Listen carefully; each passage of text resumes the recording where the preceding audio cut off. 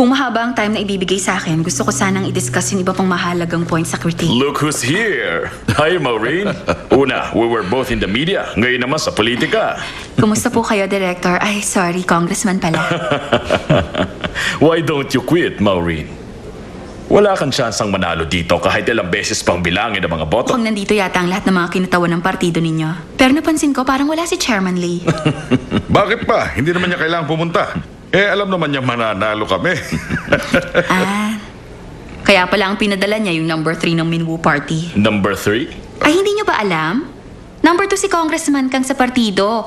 Ang number 3 si... Malino naman kung sino yung number 3. Sige nga, sino daw yun, ha? Hindi pa ba obvious kung sino yon? Chismis lang naman yung narinig ko. Yang mga chismis talaga. So, is it me, right? Hugo, nagpapadawa ka ba? Nakalimutan mo ng this last election, pinagkatiwalaan ako ni Chairman na maselang trabaho. Tumigil ka nga. Ilang taon na ako naglilingkod kay Chairman Lee. Ikaw bago salta ka lang. Alright, gentlemen, maiwan ko na po kayo. Excuse me. Teka lang. Bakit hindi mo kasi kumpletuhin yung chismis mo? Sino ba yun? Ako? Hugo, tanggapin mo na kasi. Pag number 3, para kang magulang. Ang number 4, parang angke lang. First timer ka pala, sinuwerte ka na. Huwag ka masyado ma-insecure. Talaga bang may chismis na ganon? Sino daw ang number 3? Hindi mo ba alam? Ako yung number 3. Talaga?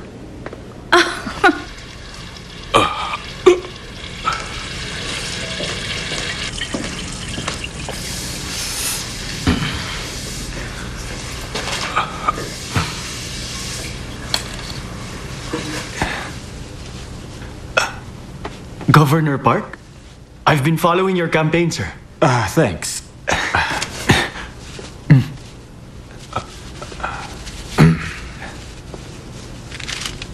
Governor Park, tingnan niyo po ito.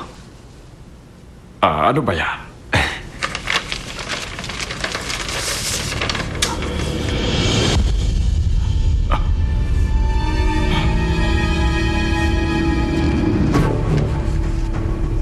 Saan galing to?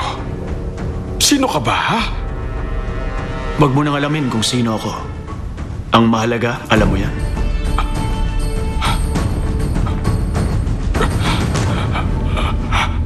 Let's hear from candidate Seo tungkol sa reclamation project at sa impact nito.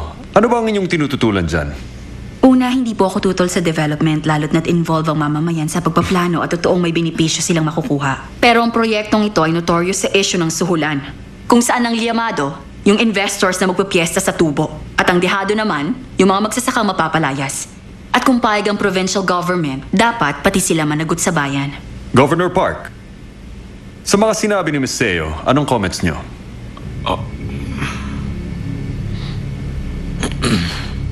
Anong nangyayari sa taong yan? I think... Sira bang siya ni Governor Park? Hindi kaya takot sa camera? Go ahead, Governor. Ano pong tingin nyo? Ano nangyari? Ano nangyari? Governor! Governor! Ano nangyari? Tulungan mo! Tumawag kayo ng doktor! Ano nangyari? Governor! Tumawag kayo ng doktor! Hindi natin inaasahan ang nangyari kay Governor Park. Sana lang nasa mabuti siyang kalagayan. Hinihintay na lang natin ngayon yung...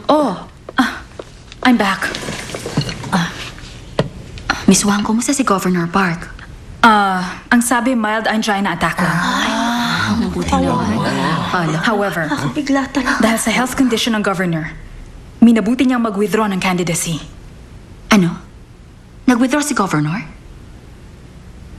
And so, anong mangyayari na ngayon? Anong mangyayari ngayon? Dahil umatras na ang kaisa-isa mong kalaban, ngayon walang kahirap-hirap. Ikaw ang magiging governor ng Namhedo. Hindi ako makapaniwala. Panaginip ng bato. Maureen, isang milagro tong nangyari sa'yo. Sandali nga lang. Ang ibig mo bang sabihin, may pag-asa akong mahalal at maupo bilang governor? Yes! Sigurado na tayo doon.